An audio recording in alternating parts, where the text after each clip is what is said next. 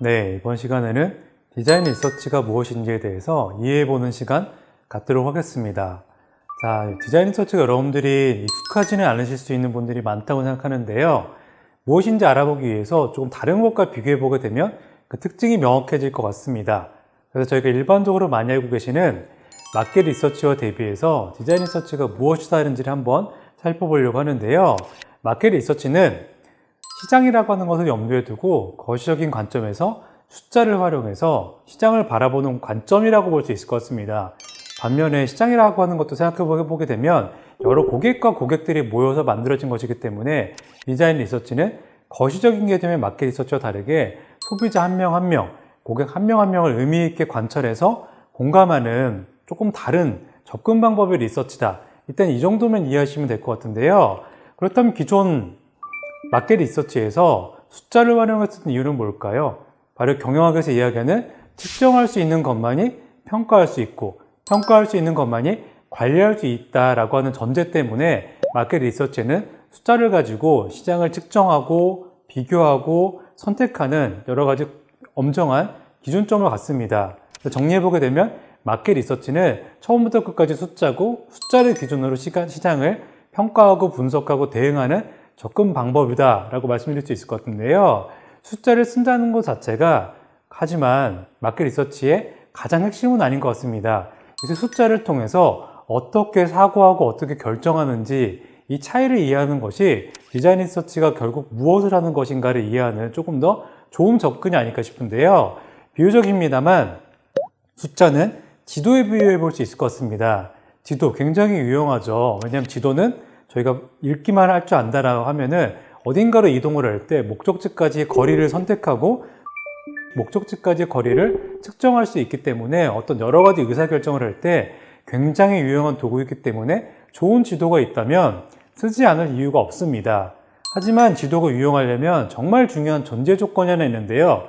그것은 바로 뭐냐면 지도가 지형을 완벽하게 대비하고 있다, 대변하고 있다라고 했을 때만 지도가 의미가 있겠죠. 그래서 지도는 은유적으로 얘기하면 시장 상황이라고 볼 수가 있는데 최근에는 어떨까요? 있던 시장이 없어졌거나 생각지도 못했던 시장이 생겨나거나 하는 이런 변화들이 굉장히 빈번하게 벌어지고 있습니다. 이런 시대에 숫자를 통해서 만들어진 지도를 저희가 믿어야 될까요? 아마 비유하자면 지도에 있던 곳이 사라지거나 없던 곳이 지도에 생기는 일들이 빈번하게 생기는 것이 지금의 기억 환경이 아닐까 싶습니다. 자, 그렇다면 저희가 믿을 만한 지도가 예전만큼 든든하지 않다는 얘기인데요. 그럼 저희는 무엇을 해봐야 될까요? 마치 예전에 신대륙을 발견했던 탐험가 분들처럼 지도는 잠깐 내려놓고 소비자, 즉 시장을 만들었던 고객과 소비자 한 명 한 명을 의미 있게 관찰하고 이해함으로써 어찌 보면 생길지 모르는 시장에 대한 기회를 발견할 수 있는 것이 바로 더 유용할 수 있는 방법이겠죠. 바로 이러한 접근 방법이 바로 디자인 리서치의 가장 핵심이고 마켓 리서치와는 대비되는 가장 큰 차이점이다. 아무런 가정 없이 편견 없이 고객들을 바라보는 이유다 정도로 이해하시면 될 것 같습니다. 자, 이렇게 대상을 편견 없이 바라보고 이해함으로써 문제를 발견하려고 하는 디자인 리서치는 특히 어떨 때 유용할까요? 고객들도 모르는 그들의 마음과 생각을 읽고 이해하는 데 유독 유용합니다.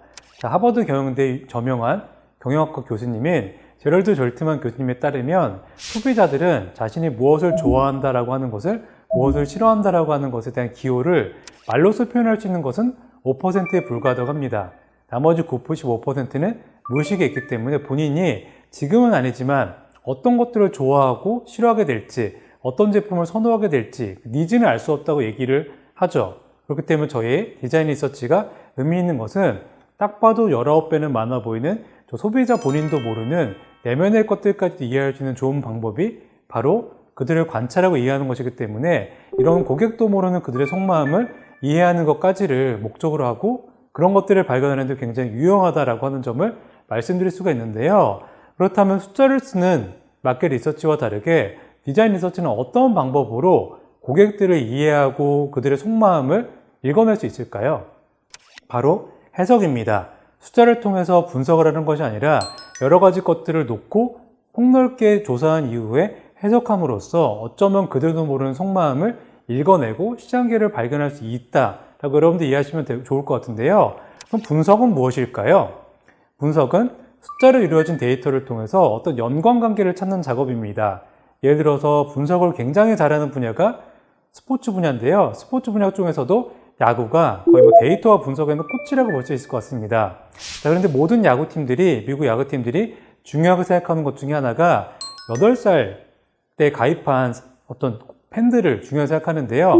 월드 시리즈 때 8살로 가입한 팬들이 가장 오래 남는다고 하는 것을 발견을 할 수 있었기 때문에, 데이터를 활용해서 알아낼 수 있었기 때문에 8살 팬, 그 중에서도 월드 시리즈의 8살이었던 그때 가입한 팬들을 가장 중요한 자신들의 고객들로 여기고 있습니다. 자, 이 데이터를 활용하면 이런 숨겨져 있던 연관관계를 찾는 데 굉장히 유용하죠. 근데 여기서 궁금증이 들지 않으시나요? 왜 하필 8살일까? 라고 하면 궁금해질 수 있겠죠. 그럼 이렇게 궁금해졌을 때 무엇을 하게 될까요?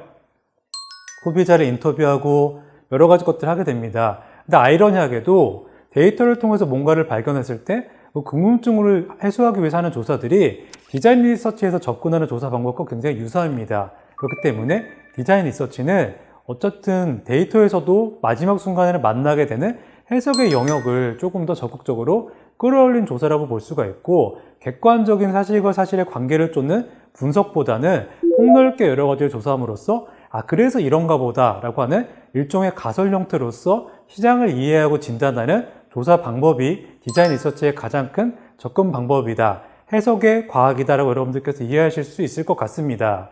자, 그런데 문제는 많은 분들께서 이런 말씀을 들으시게 되면은 오히려 주저주저 하시는 경우가 많으세요. 왜 그럴까요? 해석. 어쩔 수 없이 저의 주관이 들어갈 수 있게 됩니다. 그러다 보니까 디자인 리서치는 과학적이지 못하다, 객관적이지 못하다라고 하는 고정관념을 갖고 계신 분들이 많습니다. 왜냐하면 해석의 과학이고 가설의 과학이기 때문에 내가 생각한 해석과 가설이 틀릴 수 있다는 점 때문이죠. 자, 그런데 일정 부분 맞는 말씀입니다. 여러분들께 드릴 수 있는 말씀은 무엇이냐면요, 주관과 객관이 정반대의 것일까라고 하는 점이죠. 보게 되면 가장 객관적인 이론도 언제나 주관적인 가설에서 출발을 합니다. 그렇기 때문에 주관과 객관은 반대 개념이 아니라 의미 있는 가설만 저희가 발견할 수 있다면, 새로운 발견을 통해서 새로운 관점을 갖고 새로운 가설을 만들 수만 있다면 그런 것들을 확인할 수 있는 가설을 이론으로 만드는 방법은 얼마든지 있다라는 점이 여러분들께 드리고 싶은 말씀입니다. 디자인 리서치에서는 객관적인 사실을 끄집어내는 것이 아니라 검증해 볼 가치가 있을 정도로 새로운 관점과 그동안 발견하지 못했던 인사이트를 도출해내는 것을 가장 큰 목적으로 한다라는 점 여러분들께서 이해해 주시면 좋을 것 같습니다. 자, 그렇게 해서 디자인 리서치는 가설을 중심으로 하는 리서치고요. 그렇기 때문에 대상에 대한 여러 가지 자료나 조사를 통해서 이해도를 높이고, 그런 것들을 통해서 실제 조사를 수행하고 의미 있는 인사이트를 발견하고, 마지막에 필요하다면 이 인사이트가 맞는지 틀리는지 확인하는 확인의 단계를 이루어져 있다는 점 여러분들 이해하시면 될 것 같고요. 정리하자면 마켓 리서치, 기존에 있던 시장을 숫자로 쪼개고 분석해서 누구나 알 수 있는 사실을 도출하는 것들과 다르게 디자인 리서치는 남들이 발견하지 못했던 의미 있는 가설과 인사이트를 도출하는 급변하는 시장 상황에 적응하기 좋은 가능성 있는 조사 방법이다라고 하는 점 여러분들께서 꼭 기억해 주셨으면 좋겠습니다. 감사합니다.